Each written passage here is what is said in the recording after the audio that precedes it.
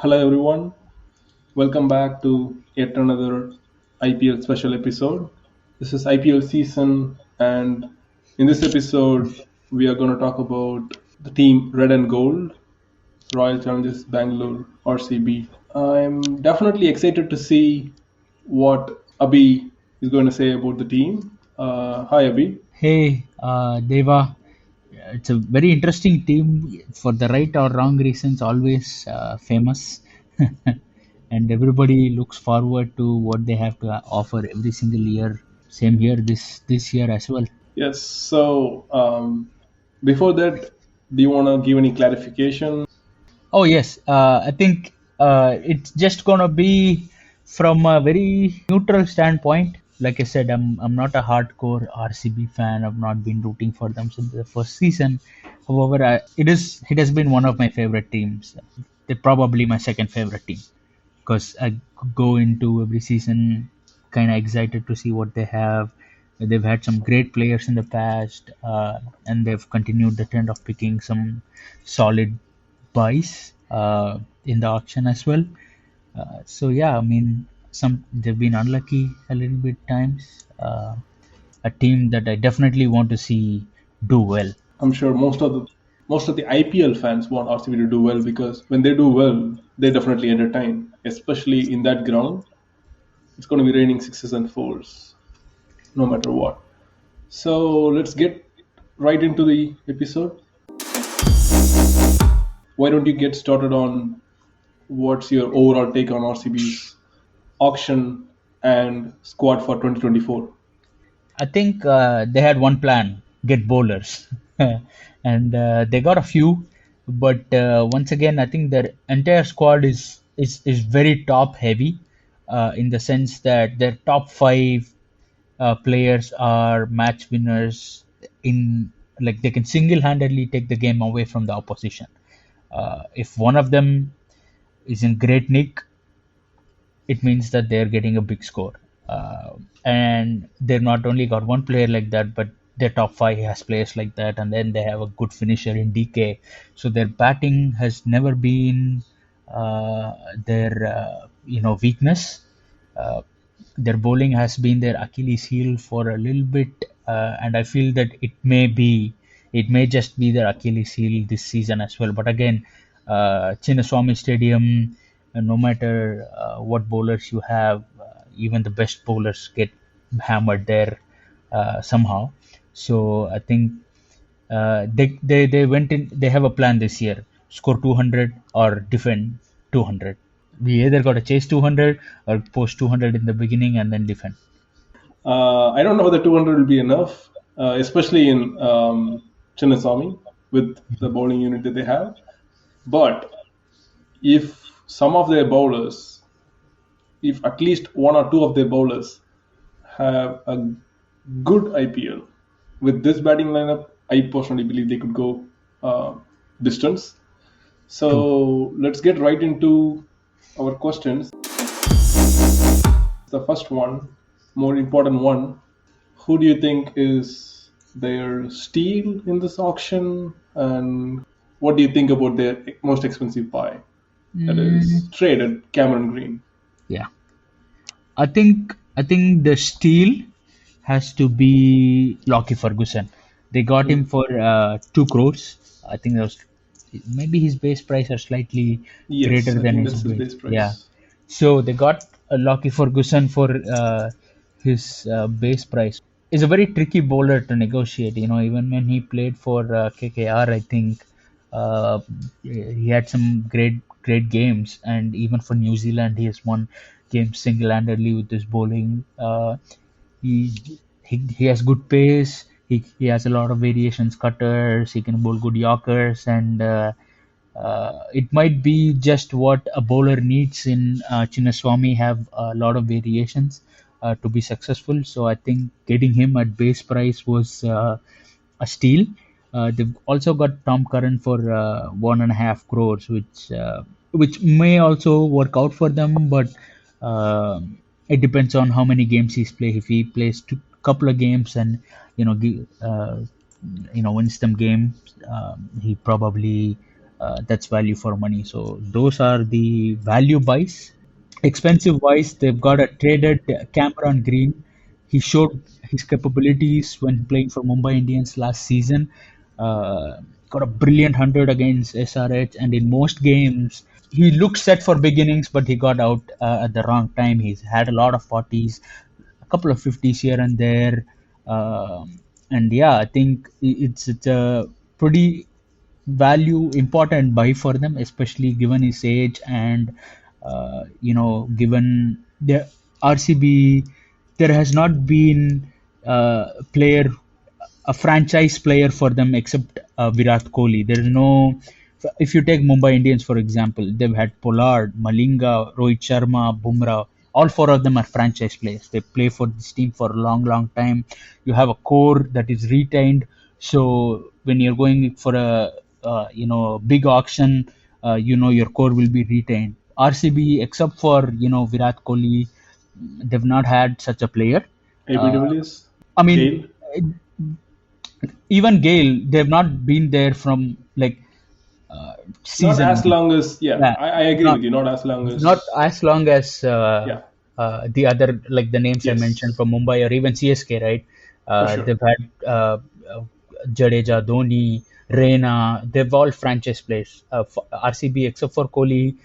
Yes, there has been Gale. There has been Chahal for a little bit. Abhi de Villiers, but they all had to let them go. They all came from different places, or they all had to let them go for some reason. So Cameron Green might be uh, their attempt to get a franchise player because he is a blockbuster cricketer. And if he continues the same form that he showed in Mumbai Indians, RCB have got a great player in their hands. And Chinnaswamy might be the perfect venue for him to go all guns blazing. So, exciting buy. Alzari Joseph for 11.5 crores seemed a little desperate for me after they let go of Pat Cummins. Pat Cummins in the auction. Uh, so, yeah, that might have been a desperate buy. If they had been more patient, they might have gotten different bowlers. But yeah, Alzari Joseph was also a good option. He's performed well for GT and for Mumbai in the past, but he's not. Consistency has been a question mark for him. So yeah, I think they've gotten a lot of bowlers in the auction, but none of them, none of them really exciting, or none of them who can win games single-handedly for them. So it'll be interesting because I think, like I said, their strategy is to let's try to score 200 in every single game, and yeah, just hope that Yeah, one of their bowlers has a great game. yeah, it was very well explained, very well put from your side. I just want to point out one more thing from my uh, point of view.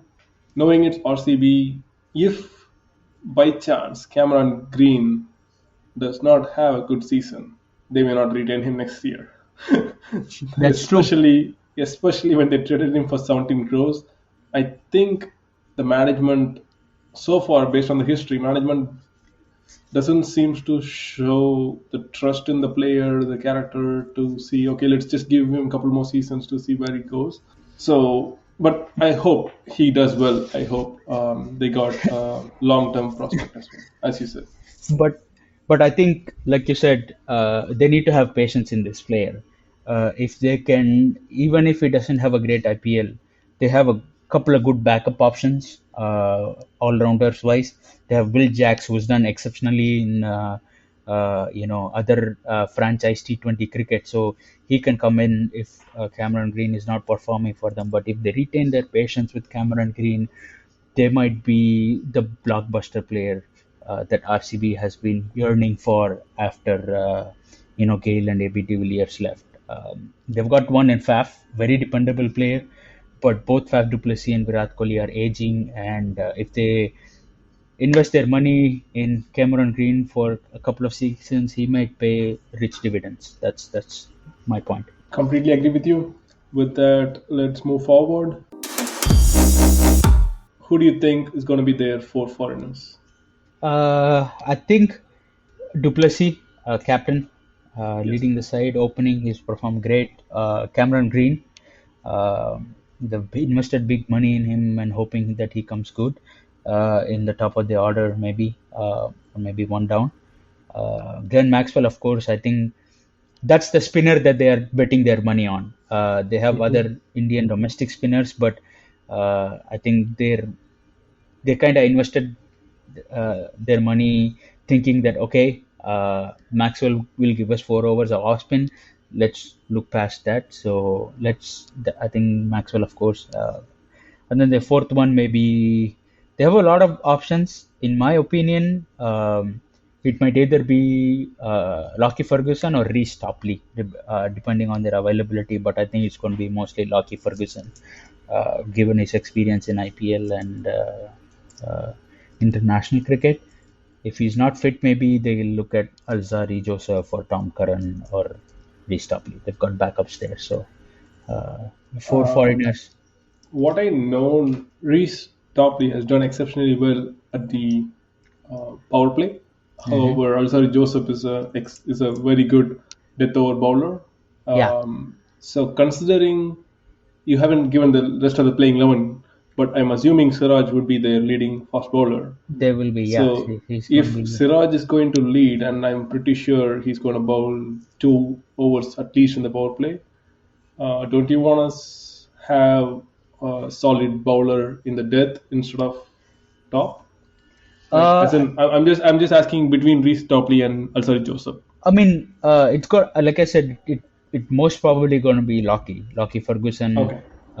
His Lockie has been, especially for New Zealand, Lockie Ferguson has been a middle slash death overs bowler because they have two exceptional new ball bowlers in.